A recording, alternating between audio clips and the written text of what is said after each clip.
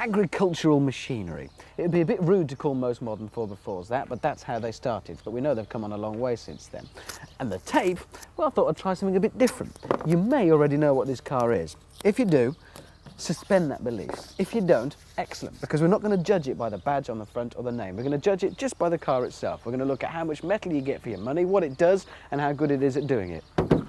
No badges, and no peeking.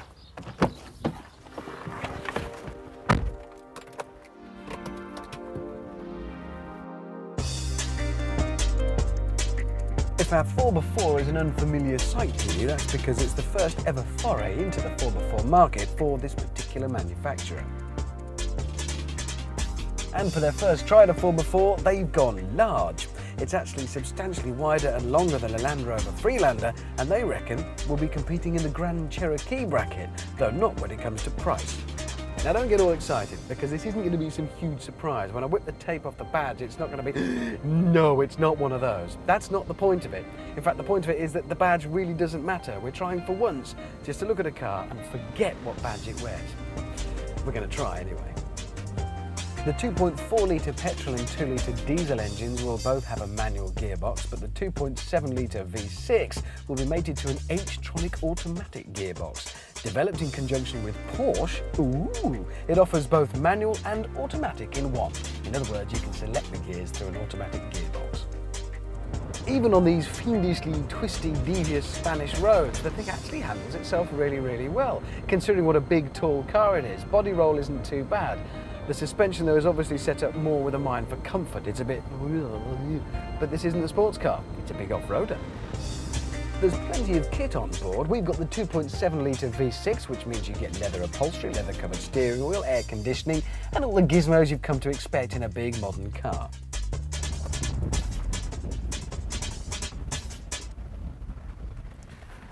Of course, you can't spend your entire life posing up and down the high street and dropping the kids off at school. This is, after all, an off-roader, and once every 2,000 years or so, it might be called upon to venture out onto the bumpy stuff. So how's it do?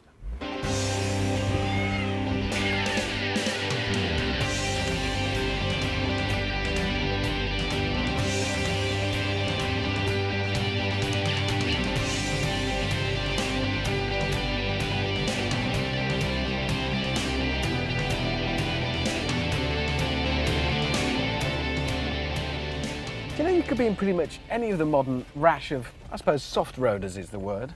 Apart from this is quite a lot bigger than most of them. But it's coping pretty well with everything I throw at it. Really, all you need in any modern car to cope with this kind of stuff is a bit of extra ground clearance, which we have got here. And of course, four-wheel drive. Ordinary road driving circumstances, it's split 60% of the drive to the front, 40% to the rear, and then gradually it sorts the power out as and where it's needed when it starts getting a bit slippy. Speaking of which, there is a limited slip diff at the back, which is good news, giving a bit of extra grip to wheels as and when you need it. And yeah, it copes admirably well.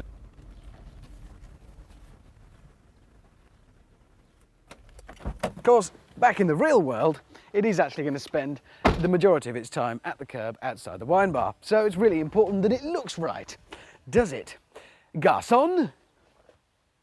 Our friends at the mystery manufacturer have gone for the muscular look. It actually looks slightly longer than it wants to be, but not unpleasant.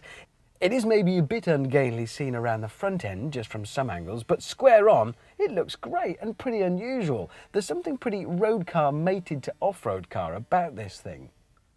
It is a big old barge. It's longer and larger than the Honda CR-V, the Toyota RAV4, Land Rover Freelander, all of these. If anything, it's competing almost a class up, certainly on size. I told you it looked good. Well, the birds like it.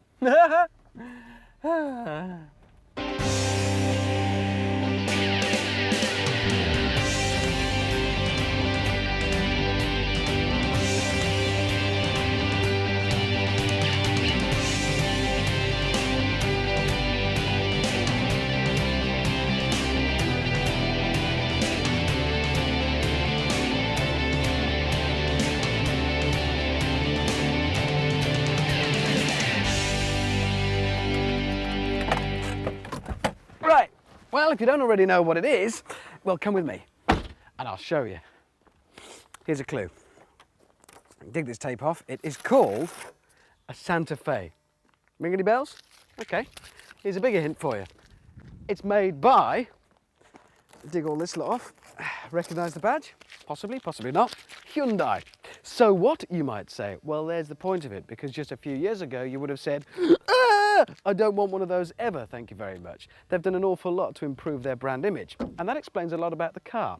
That explains why it's got these huge lumps over the front wheel arches that are taken directly from the coupe that has done so much to put Hyundai on the map as a sensible car maker.